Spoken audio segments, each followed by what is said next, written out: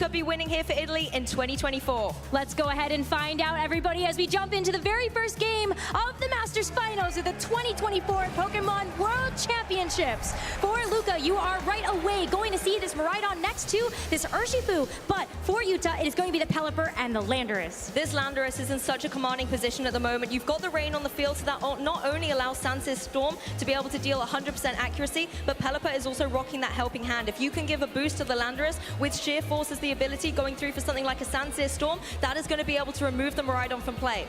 And the Landorus, it sees the perfect target on the other side. This Miraidon with the Terra Fury is going to be weak to the Sludge Bomb, but it's also being pressured down by those super effective Sandsear Storms. So this could be one way that we actually need to see Luca make one of these split-second decisions. Do you try to Terrasilize down?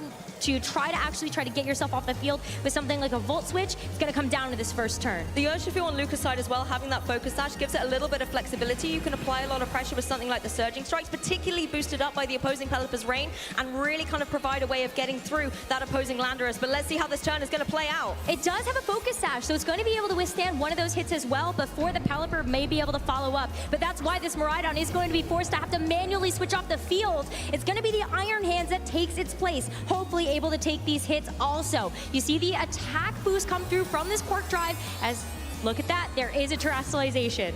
Yes, the Iron Hands joins the field. It is holding that Assault Vest, so it's going to be able to, withstand a decent amount of the special attack that the opposing Landorus is able to throw its way, but it is going to go for that defensive Terra type into the Ghost typing here, as well as Pelipper does use its wings to give a helping hand to the Landorus. This is one way that the Pelipper can bypass some of these speed interactions, just be able to help out as the Sludge Bomb gets tanked here by this Iron Hands. In response, this Urshifu with the Surging Strikes, it's going to be 3 hits, and this Landorus, that's going to be the only thing it gets to do for this game number 1 as it goes down.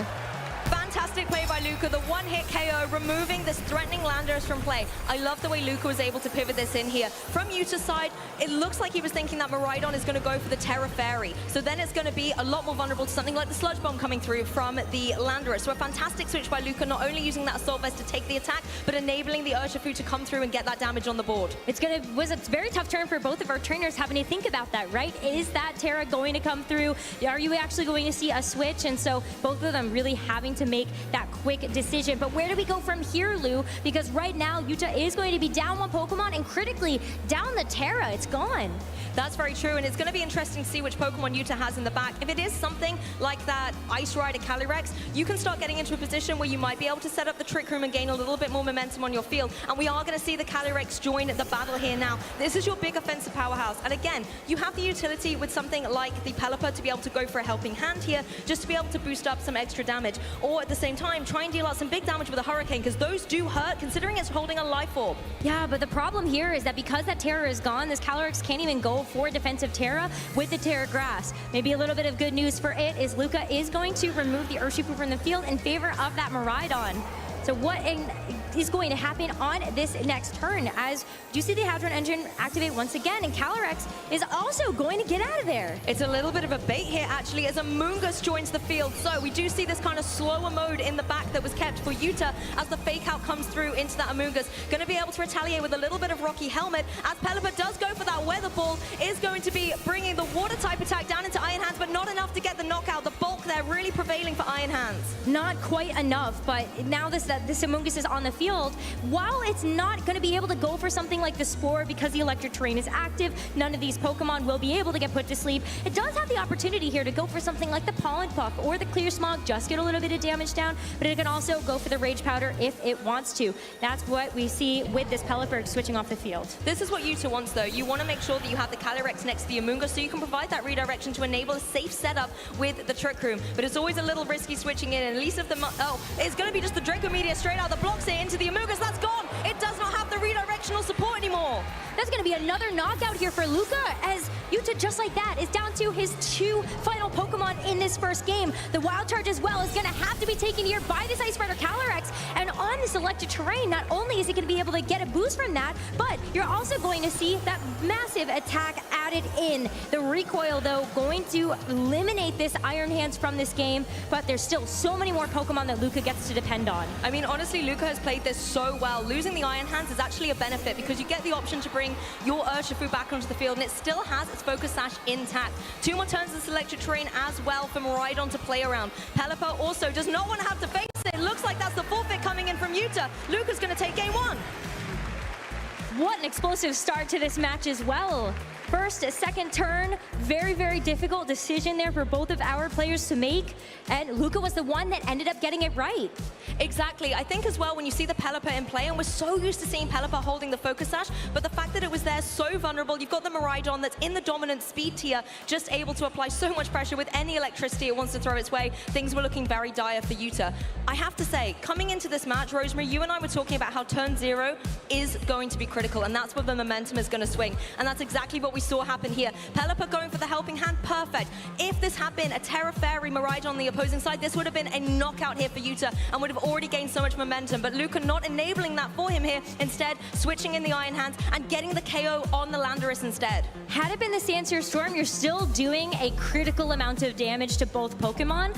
And so it's a little bit hard to kind of consider, maybe would that have been a bit more to go for in that first turn? So you know that you can break the Focus Sash on that Urshifu and also just start to chip away at either the Miraidon or this Iron Hands that switched in. I think you make a very valid point there, actually, because as you've said, if the Iron Hands comes in, yes, it is still holding that Assault Vest, but it is still not going to appreciate taking a Sandseer Storm, and you know that you have the accuracy as well with Pelipper on the field. So going into this game too, considering that Luca is now just one game away from being the champion, if you are Yuta, you have got to do everything you can to stop him in his tracks. Make sure that if you are bringing those powerful Pokemon like the Landorus, for example, that you're making those turn calls correct. We did not get a chance to actually see Trick Room get utilized in that first game. I wonder if that is a strategy that Yuta could potentially rely upon in order to get an upper hand in some way. We don't necessarily know how the Iron Hands and the Calyrex Ice Rider would fare against each other, whilst they are both considerably on the lower side of that speed. But one option that you could see Yuta try to rely upon. I would almost like to see the Calyrex coming out here with the Pelipper. You can provide some support with the Rain here as well as being able to go for something like that Weather Ball, deal some big damage out on the field, and enable Calyrex to get that Trick Room set up. You can also support with very powerful offensive Pokemon like the Landorus to try and get a knockout while Calyrex sets up. And you also have Amoonguss for redirectional support. Lots of options, but let's see what the trainers have gone for. Well, there's going to be an adjustment here from Luca as we do get a chance to see this Ogerpon, Hearthflame, and the Miraidon. But here for Yuta, it is going to be that Iron Valiant finally making an appearance on this stream next to his Landorus. Yuta is not slowing down, instead going on the speedy side here. You've got the Iron Valiant on the field. With the boost that it's going to get from Quark Drive, now it's going to be extra speedy, and you have the Choice Scarf on this Landorus. Iron Valiant's going to be the fastest thing on the field. And that Landorus not too far behind it either. And so now Luca's going to have to figure out what to actually go for here. With this Iron Valiant, it is running Spirit Break, so that is one way that you can start to control a bit of the special attack output from this Miraidon, because you have no way to actually remove the terrain. So it's always going to keep that Hadron Engine boost to its special attack. The other thing that you have, though, is if you really want to, you can consider trying to switch something in or go for coaching. There's a lot of options here for this Iron Valiant to provide in terms of support. It's going to be tempting to go for the Spirit Break, though, to kind of force the Terrestrialization on the opposing Miraidon, but then Miraidon has that redirectional support with the Ogerpon next to it to be able to provide that redirection. You do see the Terrestrialization come through, though. It has been forced. There is no Dragon type on the field anymore. A pure Fairy type in the form of Miraidon here. Something like a Dazzling Gleam would deal a significant chunk of damage. It's going to be some redirection coming in for the Ogerpon, just going to save it from taking a Spirit Break and luring its special attack. Well, the Spirit Break into the Ogerpon is going to do just a little bit of damage, is resisted though, and that special attack drop not going to matter on this physically offensive threat, but it is going to be the Sludge Bomb follow-up that gets the knockout at the end of the day. But the most important thing is that this Miraidon is going to be alive, and also with full HP to go for the Volt Switch into the Iron Valiant, which is a one-hit knockout. You've removed one big threat from the field here, as well as enabling Luca the opportunity to now adjust and switch up the ball position. The Volt Switch will mean a Pokemon has to come into the fruition, but then because you have had that other partner removed, you can also bring a second Pokemon into play. It's going to be the Iron Hands. We know that Fake Out potential is on the field, as well as once again boosting up that Quark Drive and boosting the attack of the Iron Hands. Oh boy.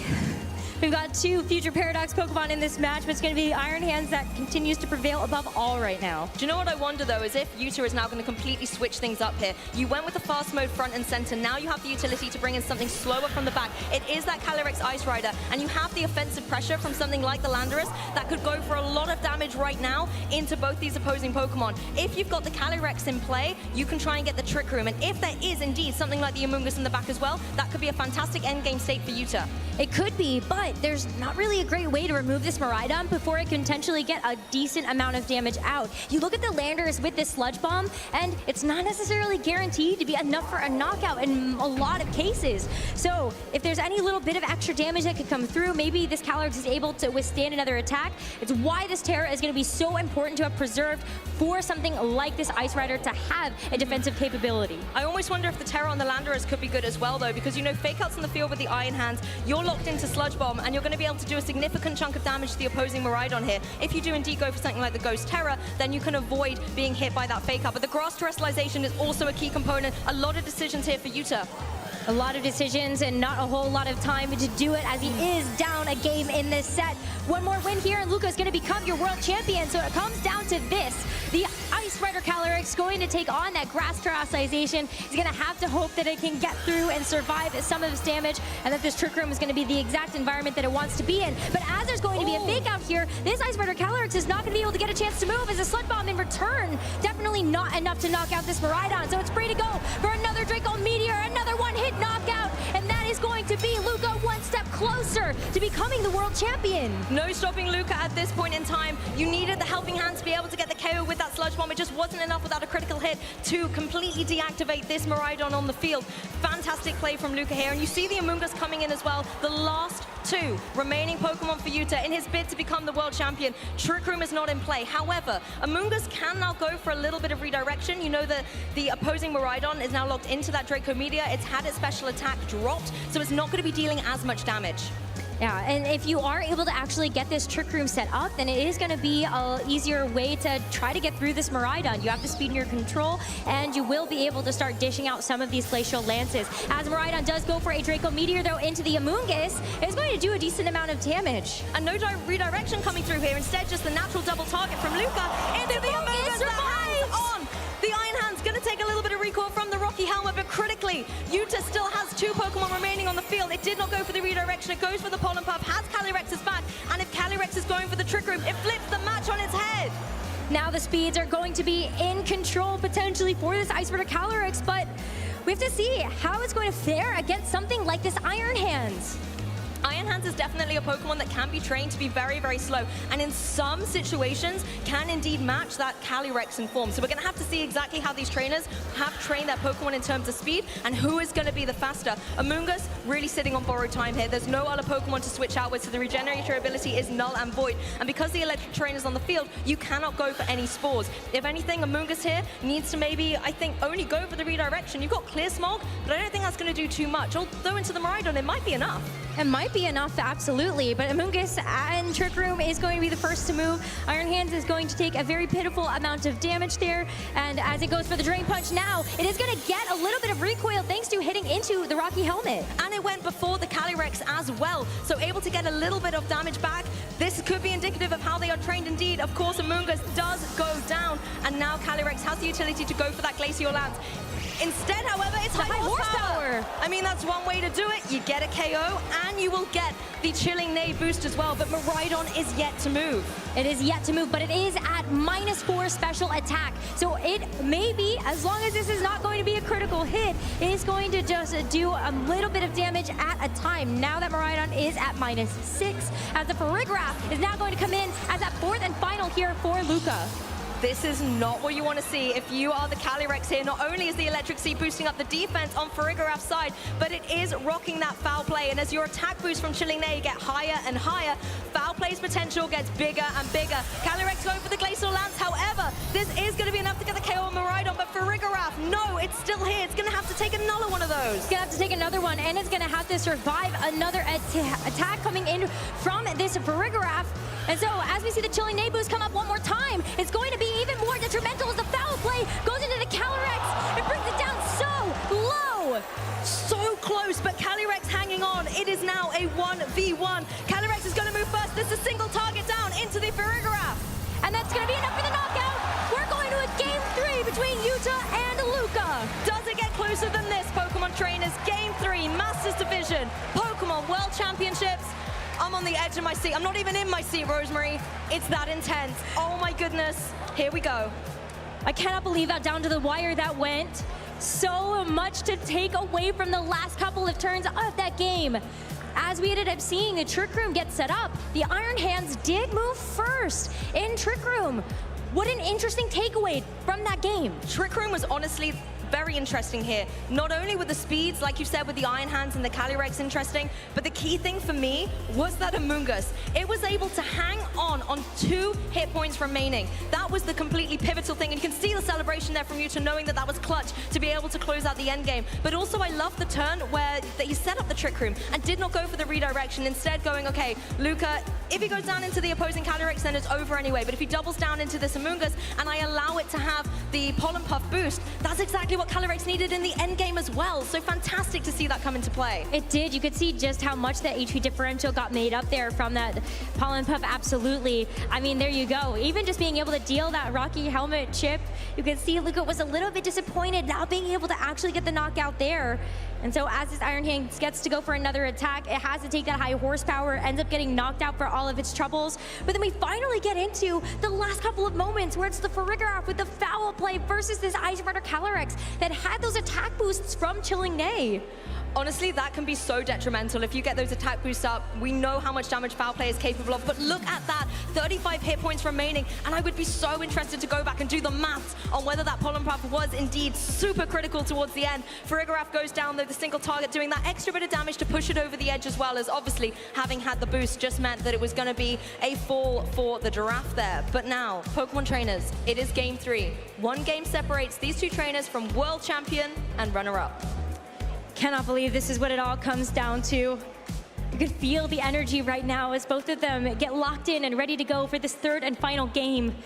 We ended up seeing a really good adjustment from both of them as well as we headed into the second one. The Ogerpon Heartflame there for Luca, the Iron Valiant making an appearance there for Yuta, and even though we didn't get a chance to see the Iron Valiant do too much, it did force out a Terra that helped Yuta navigate through that game just a little bit better. But Lou, everybody, let's get ready as Game 3 is upon us here at the 2024 Pokemon World Championships between Yuta, Ishigaki, and Luca Ceribelli. The leads are out once again, Miraidon with its best buddy Ogerpon by its side for redirection, and now we have got the Speedy and the Slow. We have got the Iron Valiant and the Calyrex Ice Rider. Both of them on the field right now, it kind of forces your hand. What sort of mode would you potentially want to go for? And let's not forget that this Iron Valiant has the opportunity to go for coaching that would help to increase the attack stat of this Ice Rider Calyrex right away. I mean, if you go for the Terra Grass as well on that Calyrex Ice Rider, you're in a difficult spot here. It means you will resist the electric type attacks from the opposing Miraidon. Draco Meteor will be neutral, but you are fearing that opposing Ogerpon. If it wants to go for that fire type Ivy Cudgel, it is going to be dealing a huge chunk of damage. But whether or not with the coaching, being able to boost up your defense as well, that's going to be able to put you in a survivability spot, is yet to be determined. And if there is not a terrestrialization coming through from that Miraidon, a Glacial Lance is going to hurt like a truck. It will. So I think it comes down once again to what's going to happen on this very first turn, as we do see the leads on the board. Do also continue to think about Trick Room setup in this moment. I wonder. Exactly. Trick Room has the capability here, and really, Yuta is in, I think, Luca's head. What's it going to be? Redirection coming through from that Ogerpon, drawing in all of the attack potential, maybe something like a Spirit Break, but instead, it's going to be that coaching coming through. And as you can see, Calyrex is going to be gaining the attack and the defense that is not redirected by the Follow Me. But the Draco Meteor into that slot, it's not going to help you with that with your special defense, but this Ice Rider Calyrex does hold on as it gets to set up the Trick Room.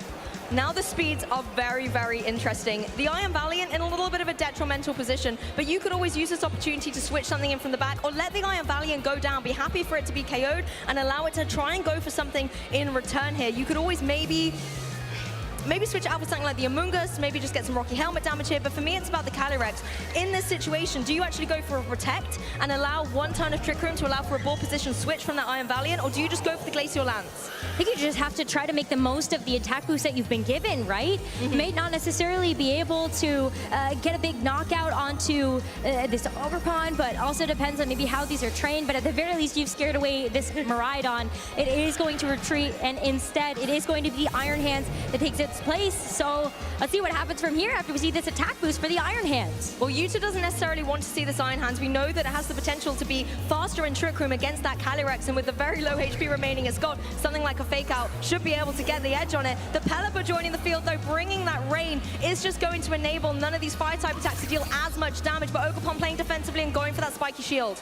Spiky Shield means that you are actually going to have it on the field a little bit longer. It's going to deny a boost, another boost to this Ice Murder Calyrex's attack, but as it's going to be the Iron Hands that has to take its place, it has the Assault Fist. It doesn't necessarily have a way to boost up its defenses, so that's over 50% it's going to take from a single Glacial Lance. If I'm the Iron Hands now, I've got a decision to make. Do you go for the Fake Out into the Calyrex, or does the Calyrex protect?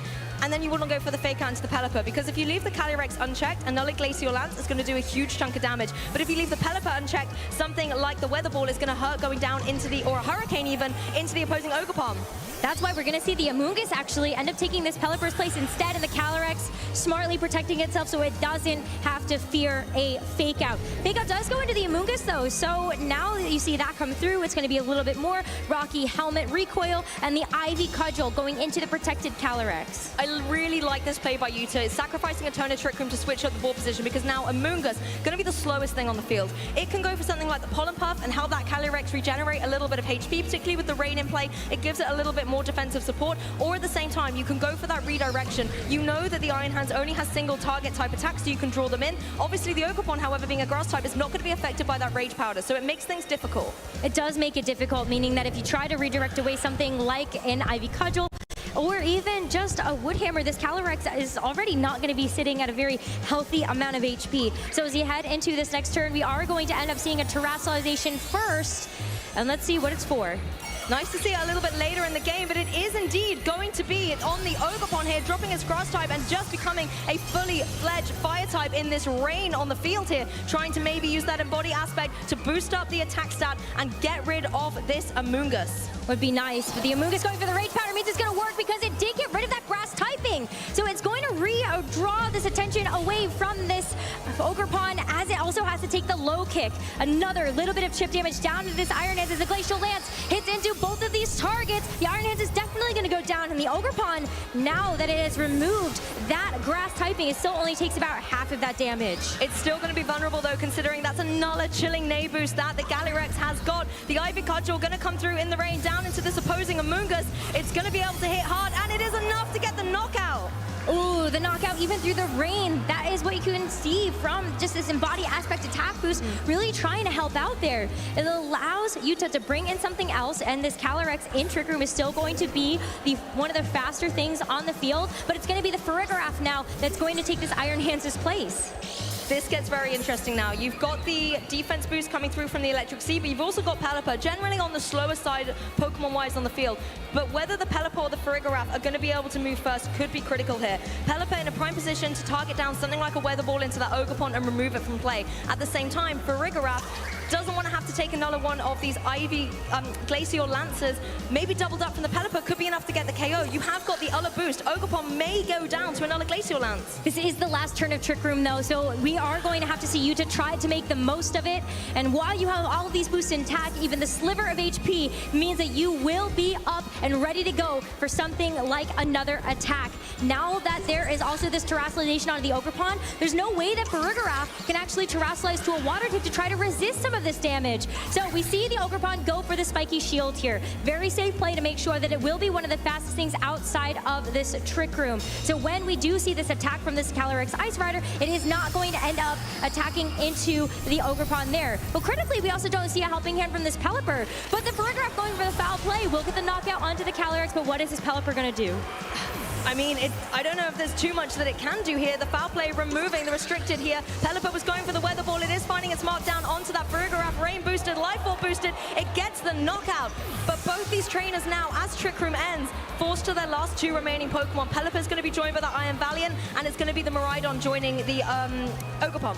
Yes, but now that we end up seeing this board state, we have the Iron Valiant that's going to be coming back in for Yuta, which outside of Trick Room, now that that's expired, is going to be faster than this Miraidon, especially because Miraidon is going to reset the electric terrain as it comes back in. That's very true, giving a natural Quark Drive boost to this Iron Valiant. And as you said already as well, the terrestrialization has been used on that Ogerpon, so there's no fairy terrestrialization that can come through from this Miraidon.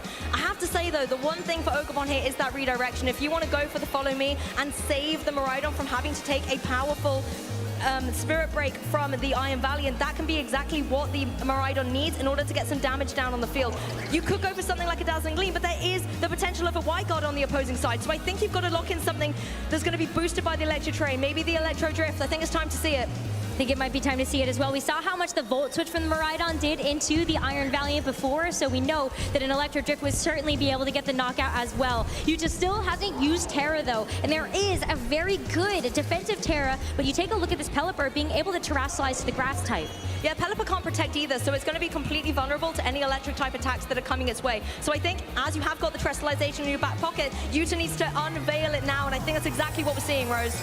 It's going to be a terrestrialization into potentially one of the final turns of this Masters Finals. The Pelipper going to take that grass typing, a great way to be able to resist these electric type attacks from this Miraidon, but you do make yourself a bit vulnerable to this Ogerpon, even if in the rain. Helping hand though into this Iron Valiant. Do we end up seeing a redirection though from this Ogerpon? And yes we do! It is going to redirect away this attack. The Helping Hand boost though is still going to be able to come through. Spirit Break, fastest thing on the field, connects down into the Ogerpon, but not enough to be able to get the knockout. And as a physical attacker, Ogerpon does not mind taking that drop for its partner Miraidon that does go for the Electro Drift.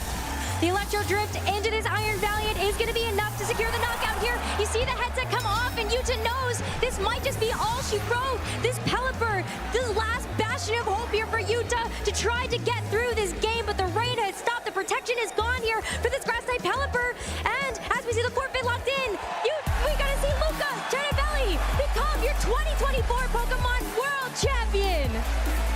Italy does it again. Luca Ceribelli is your 2024 World Champion. The flames are ablaze, the engines engaged, the drive and determination to win was detected. But Luca Ceribelli, an encore of applause is completely deserving for our champion and the Pokemon who gave him a helping hand to victory. Amazing stuff. You know, it is so fantastic to see Luca join the ranks of these incredible world champions that we have seen come before him. This is a player that has worked so hard for this moment. In 2023, being able to have one of the best seasons ever. You talk about all those top 16s that he's been able to have, the top 8s, getting a second even in Bologna this season, right before we've made it to this World Championships, and he's done it. This is his first major win, and what a one to have. I'm actually choking up behind the desk a little bit here, Rosemary. That was such a beautiful celebration coming through from Luca. At the end of the European season in Bologna, got second place, so close to #1. And you can see him here going through the crowd, getting back onto center stage after celebrating with his friends, who really were the true play he made along the way, as well as some incredible Pokemon play. And commiserations, we have to say as well, to Yuta Ishigaki. Fantastic play, so much offensive pressure coming through from the Iron Valiant and the Landorus, as well as being so dominant with some interesting speed alterations. But Luca was, I think, constantly in control of the play. And it's so impressive because of just how many unique adjustments Yuta really did have for this Calyrex Ice Rider team. Very interesting picks that, in theory, should be able to help try to neutralize a little bit of this Miraidon matchup. The Landorus being able to deal that super effective damage or force a Terra. You also just have this Iron Valiant that has thrown a spanner in the works for a lot of the players that he's faced already. But Luca, very calm, cool, collected, and also not afraid to take those risks, like switching in that Iron Hands for that very first game, thinking there's a Sludge Bomb on the other side. I don't have to worry about a Sandsear Storm. I think you've said it perfectly. He was completely in control. And I think although Yuta had so many key pieces that could apply a lot of pressure to Luca, he stayed composed throughout. And actually, it's not just about the Pokemon on the field. Sometimes you have to play the player as well. And I feel like Luca was constantly reading the